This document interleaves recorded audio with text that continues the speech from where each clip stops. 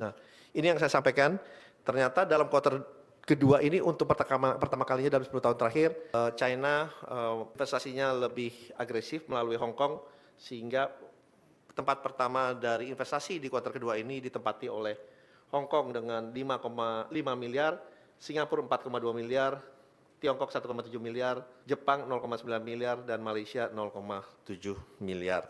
Dari target di tahun 2026 ini total target secara keseluruhan adalah 2041,3 triliun. Dan pada semester pertama atau dari Januari sampai dengan Juni ini di 2026 pencapaian yang sudah dilakukan pengeluaran atau spending oleh para investor di Indonesia itu mencapai 1.010,6 triliun atau peningkatan 7,2% year on year. Biasanya itu nikel, ya kan, selalu di nomor satu. Nah ini ada shifting nih, bauxit ini nomor satu. Biasanya kita tahu selalu nikel. Nah ini ada shifting bauxit karena memang ada beberapa pembangunan bauxit baik yang dilakukan oleh dalam negeri maupun luar negeri, sehingga bauxit ini untuk pertama kali juga mengambil tempat nomor satu sesudah nikel. Assalamualaikum warahmatullahi wabarakatuh. Salam, Om Swastiastu, Namo Buddhaya, salam kebajikan. Selamat siang dan salam sejahtera buat kita semua. Pertama-tama terima kasih kepada teman-teman media yang telah hadir pada hari ini. Izinkan saya melaporkan, tadi saya baru melaporkan ke Bapak Presiden mengenai capaian realisasi investasi baik di triwulan kedua tahun 2026 maupun total semester pertama tahun 2026. Boleh kami sampaikan sedikit bahwa memang di tengah masih tantangan geopolitik maupun geoekonomi dunia, alhamdulillah bisa saya sampaikan di sini komitmen dari para investor untuk berinvestasi langsung di Indonesia atau foreign direct investment ini masih inline dengan target yang dicanangkan, yang kita set up oleh Bappenas kepada kami untuk tahun di 2026 ini. Semester. Ini mungkin kita mulai dengan semester dulu, nanti bisa breakdown untuk triwulannya ada. Boleh kami sampaikan bahwa dari target di tahun 2026 ini total target secara keseluruhan adalah 2041,3 triliun. Dan pada semester pertama atau dari Januari sampai dengan Juni ini di 2026 pencapaian yang sudah dilakukan pengeluaran atau spending oleh para investor di Indonesia itu mencapai 1.010,6 triliun atau peningkatan 7,2% year on year. Dan ini target sesuai dengan target kami itu adalah 49,5% dari total target dalam 1 tahun. Dan yang paling penting adalah kita bisa lihat di sini penyerapan tenaga kerjanya itu mencapai 1.448.862 orang atau kurang lebih peningkatan 15% dibandingkan tahun sebelumnya. Nah, kemudian PMA PMDN-nya ini juga relatif hampir sama, total investasi dalam negerinya mencapai 502,9 triliun atau 49,8% dan PMA-nya ini mencapai 507,6 triliun. Dan kalau kita lihat di pojok sebelah kiri, ini perbandingan Jawa dan luar Jawa, sebetulnya kembali lagi hampir sama. Di Jawa ini 49,8% atau 502,8 triliun atau peningkatan 7,7%, sedangkan di luar Jawa peningkatan 6,7% dibandingin tahun sebelumnya atau 507,8 triliun. Next. Ini adalah breakdown dari penanaman modal asing maupun dalam negeri yang berinvestasi di berbagai provinsi Indonesia, walaupun kami tentunya mempunyai data yang lengkap, yang akurat dari seluruh 38 provinsi, tapi yang kami tampilkan adalah 5 besar. Dalam kesempatan ini, untuk totalnya memang gabungan antara PMA dan PMDN itu DKI Jakarta masih menduduki tempat pertama, 17,2%, kemudian diikuti oleh Jawa Barat 138,1 triliun, Jawa Timur 72,7 triliun, Sulawesi Tengah 68,7 triliun dan Banten 66,3 triliun. Tetapi kalau kita lihat memang dari segi PMA ada 3 daerah yang berasal dari luar Jawa, Sulawesi Tengah, Maluku Utara dan Kepulauan Riau, karena memang ini investasi banyak di bidang minerals, ya. Eh, Kemudian juga di penanaman modal dalam negerinya ini kalau bisa dilihat langsung ya, urutan pertama adalah DKI Jakarta dengan 106,5 triliun atau 21,2%, diikuti oleh Jawa Barat, Jawa Timur, Banten, dan Nusa Tenggara Barat. Next. Kemudian ini adalah 5 besar subsektor realisasi investasi PMA dan PMDN di semester pertama. Ini saya cepat saja, kurang lebih di industri logam dasar, barang logam bukan besi dan peralatannya kurang lebih 150,4 triliun atau 14,9%. Jasa lainnya ini lebih banyak di data center, itu kurang lebih 114 triliun atau 11,3%. Pertambangan 105 triliun, kemudian transportasi, gudang, telekomunikasi kurang lebih 10,2%. Dan ini perumahan kawasan industri dan perkantoran 85,5% atau 8,5%. Next, ini sebenarnya hanyalah breakdown dari yang sebelumnya, baik antara PMA maupun PMDN. Mungkin saya tidak bacakan satu persatu, tetapi ini adalah totalnya investasi yang masuk di berbagai bidang yang tadi saya sampaikan. Next. Nah ini negara 5 besarnya, memang Singapura dalam 10 tahun terakhir ini masih memegang perannya sebagai investor nomor terbesar di Indonesia. Singapura kurang lebih 8,8 miliar dolar, kemudian diikuti oleh Hong Kong 7,8 miliar dolar, Tiongkok 3,9 miliar dolar, Jepang 1,9 miliar dolar, Amerika Serikat 1,7 miliar dolar.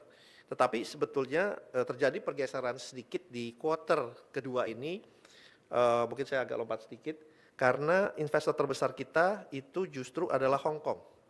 Di kuartal pertama, di kuartal kedua, mohon maaf, di kuartal keduanya itu adalah Hong Kong. Nanti mungkin itu kurang lebih 5,5 miliar, baru diikuti oleh Singapura, Tiongkok, Jepang, dan Malaysia. Tapi secara overall di semester pertama ini masih ditempati oleh Singapura. Dan ini kita mengangkat sedikit mengenai hilirisasi karena ternyata total kontribusi investasi di bidang hilirisasi ini mencapai hampir 30% atau 29,7%, peningkatan 6,9% dibandingkan tahun sebelumnya. Tapi ini memang peningkatan, kami melihatnya trennya peningkatan yang cukup tajam karena kalau dibandingkan dengan tahun 2023 atau ya 2023 itu kontribusi dari hilirisasi terhadap total investasi mencapai 24-25%, tapi angka persentasenya ini sudah meningkat mencapai 29-30% di tahun 2026 ini. Jadi trennya kita melihat hilirisasi ini ke depannya baik dalam negeri maupun luar negeri, kita ketahui ada beberapa proyek hilirisasi yang dikerjakan juga oleh Danantara sehingga akan meningkatkan peran dari investasi di hilirisasi yang memang pada saat ini masih didominasi oleh bidang minerals, kurang lebih mencapai 206,5 triliun, kemudian perkebunan dan kehutanan 54,4 triliun, disusul oleh minyak dan gas bumi 35,4 triliun, dan juga perikanan dan kelautan 3,8 triliun, yang dimana nanti kita juga akan mendorong di bidang perkebunan dan kehutanan dan juga hilirisasi dari minyak dan gas bumi termasuk perikanan dan kelautan. Tapi memang kalau kita lihat sedikit, investasi di bidang hilirisasi ini didominasi justru memang di luar Jawa. Ya, di luar Jawa kurang lebih 75,7%, ini atau 227,3 triliun. Dan dalam negeri ini juga investasinya yang berhubungan dengan hilirisasi juga persentasenya sangat tinggi. Dalam negeri itu, mohon maaf, itu 87,3 triliun, sedangkan PMA-nya itu 212,8 triliun. Jadi kita ketahui ini lebih banyak di Maluku Utara, di Sulawesi, di NTB, dan lain-lainnya. Jadi ini yang bisa saya sampaikan berdasarkan semester pertama tahun 2026. Apakah teman-teman media mau melihat yang kuartal kedua? Kalau misalnya mau melihat kuartal kedua bisa kita tampilkan juga, karena tadi kita ini tampilkan secara keseluruhan. Nah, tolong ditampilkan yang semester kedua saja. Kalau di semester kedua,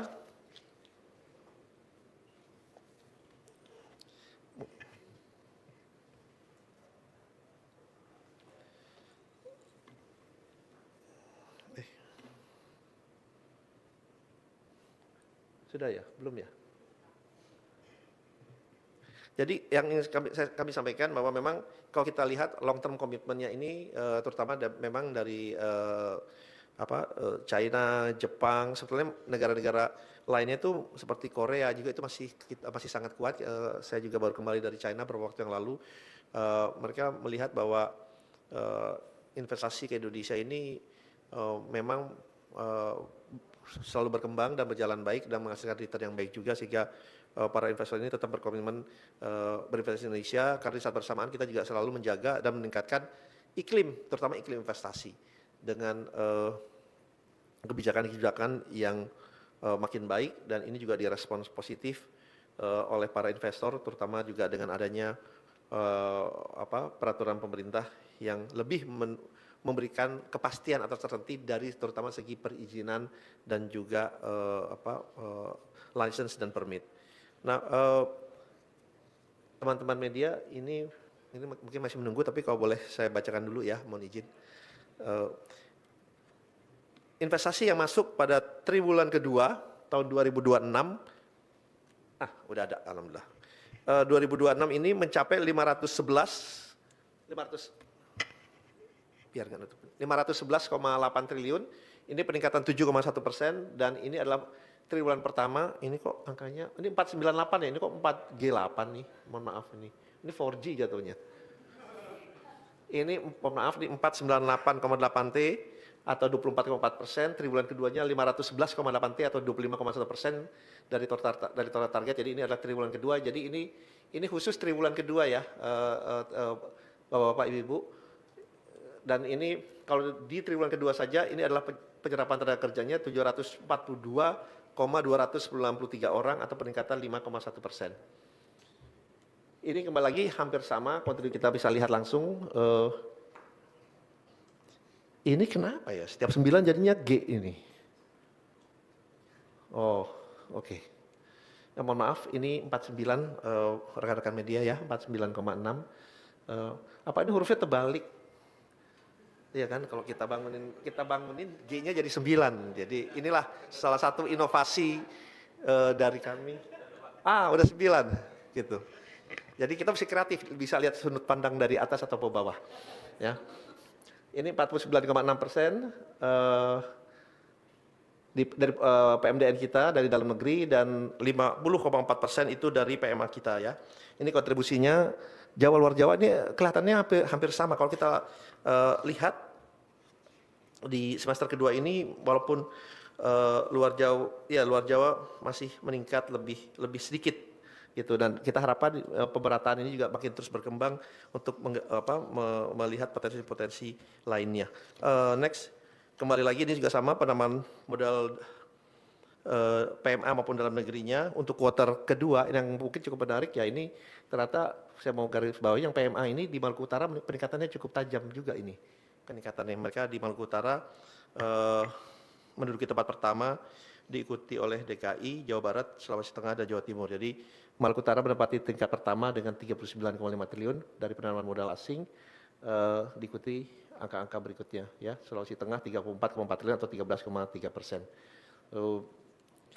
Ini PMDN-nya mungkin bisa, mohon maaf, bisa dilihat langsung angka-angkanya yang mungkin saya sebutkan, yang DKI Jakarta 58,6 triliun, Jawa Barat 26,9 triliun, dan juga Jawa Timur 26,8 triliun. Next, ini 5 besar subsektornya, sama urutannya kurang lebih untuk kuartal ini. Dari industri logam dasar, barang logam dan bukan mesin dan peralatannya itu 81 triliun atau 15,8%, transportasi gudang dan telekomunikasi 57,3 triliun, pertambangan 53,1 triliun, jasa lainnya 9,7%, dan perdagangan dan reparasi 40,8 triliun. Next, kembali lagi ini breakdown-nya, bisa dilihat langsung, mungkin saya tidak sebutkan satu persatu, mungkin yang saya sebutin hanya nomor satunya saja, itu untuk PMA-nya 3,9 triliun dari industri logam dasar, barang logam bukan mesin dan peralatannya, dan PMD-nya itu transportasi, gudang, dan telekomunikasi. Next. Nah, ini yang saya sampaikan, ternyata dalam kuartal kedua ini untuk pertama kalinya dalam 10 tahun terakhir, China investasinya lebih agresif melalui Hong Kong, sehingga tempat pertama dari investasi di kuartal kedua ini ditempati oleh Hong Kong dengan 5,5 miliar, Singapura 4,2 miliar, Tiongkok 1,7 miliar, Jepang 0,9 miliar, dan Malaysia 0,7 miliar. Dan kita punya daftar lengkapnya diikutin biasanya nih oleh Korea Selatan, kemudian oleh Netherlands, dan juga negara-negara lainnya. Next. Berikutnya kita highlight sekali lagi karena Kementerian kami investasi dan hilirisasi, inilah investasi dari di bidang hilirisasi akannya untuk triwulan kedua 152,7 triliun atau peningkatan 5,7%, dan total realisasi investasinya ini hampir mencapai 30% atau 29,8% dari total realisasi investasi triwulan kedua di tahun 2026. Nah ini kalau kita lihat biasanya itu nikel, ya kan, selalu di nomor 1. Nah ini ada shifting nih, bauxit ini nomor 1. Biasanya kita tahu selalu nikel. Nah ini ada shifting bauxit karena memang ada beberapa pembangunan bauxit baik yang dilakukan oleh dalam negeri maupun luar negeri, sehingga bauxit ini untuk pertama kali juga mengambil tempat nomor 1 sesudah nikel. Tapi harapannya kita tetap ingin mendorong hilirisasi atau turunan dari kelapa sawit dan yang lain-lainnya, tetapi tidak berhenti karena hilirisasi yang kita lakukan ini lebih banyak mungkin hilirisasi kalau kita bilang baru step pertama atau step kedua. Tetapi kalau nikel memang sudah hampir the whole ecosystem tentunya yang berhubungan dengan EV battery sampai dengan dari nikel ore, nikel sulfat, nikel matte, cathode, anode, kemudian cell battery, battery pack, kemudian recycle baterainya kita sudah mempunyai the whole ekosistemnya. Nah, itu juga yang untuk kita ingin laksanakan untuk bauksit juga turunan dari kelapa sawit dan karet, kayu, pasir silika dan yang lain-lainnya. Nah, karena kita melihat yang kita memang prioritaskan yang di mana memang ada di dalam blueprint kita yang mengenai hilirisasi dan sudah kita mempunyai competitive advantage misalnya dari banyaknya cadangan atau reserve yang kita punyai di Indonesia ini. Mungkin itu gambaran secara singkat, tentunya kami akan lebih memberikan paparan lebih detail lagi dan di BKPM nanti rencananya kita akan memberikan pemaparan lebih detail mengenai hasil realisasi investasi ini. Kami hanyalah paparan singkat yang kami sampaikan pada saat ini kepada Bapak-bapak, Ibu, teman-teman media yang saya hormati. Mungkin itu yang bisa saya sampaikan. Terima kasih. Wassalamualaikum warahmatullahi wabarakatuh. Ada? Oh, ada pertanyaan. Oke. Selamat siang Pak Rosan, saya Dova dari Bloomberg Technos. Izin Pak, kan tadi kalau dari paparan realisasi investasi itu kan mengalami kenaikan ya di semester 1 dan per kuartal juga. Kalau boleh dijelasin itu alasan kenaikannya dari pandangan kementerian apa ya Pak?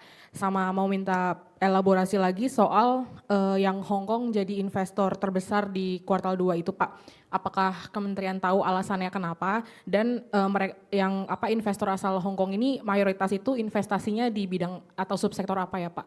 Terima kasih. Oke, terima kasih. Dari Bloomberg, tadi memang kalau kita lihat kalau dari hasil kan kita selalu berkomunikasi dengan para investor kita ya baik dalam maupun luar negeri. Ya yang paling mereka sampaikan, mereka tahu untuk berinvestasi pasti ada risiko, ya kan? Pasti ada risikonya. Tetapi selama risiko itu adalah risiko yang mereka bilang itu terukur atau calculated risk, mereka bisa build in pada saat mereka investasi, risiko itu mereka masukkan, kemudian yieldnya atau keuntungan investasi yang mereka harapkan itu berapa besar, ya?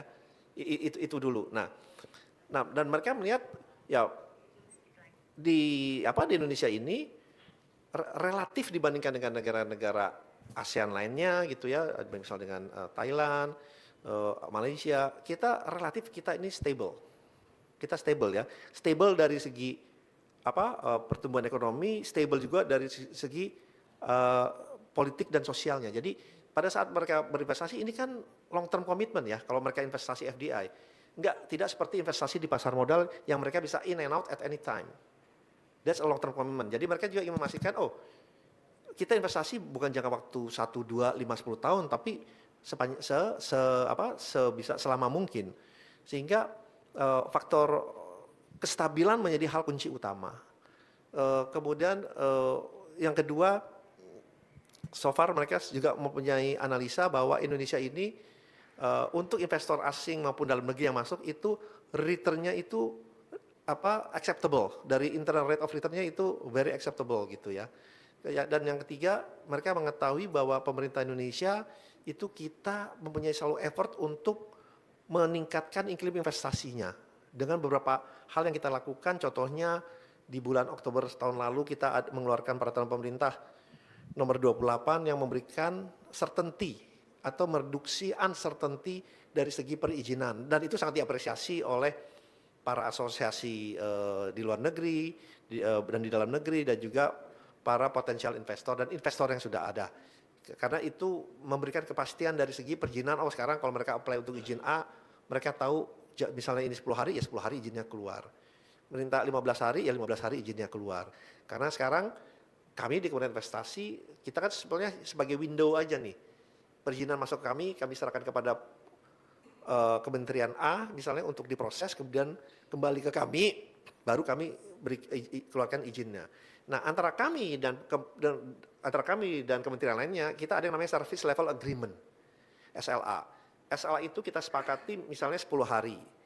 Kalau dulu dari 10 hari itu tidak ada batasannya, memang kesepakatannya 10 hari, tapi bisa 15 hari, bisa 20 hari, bisa sebulan, bisa 3 bulan, tidak ada batasannya. Nah, sejak adanya PP nomor 28 ini, sekarang apabila dalam waktu 10 hari mereka tidak kembali ke kami dalam arti kata menerima atau tidak menerima, otomatis saya bisa keluarkan izinnya sebagai Kementerian Investasi.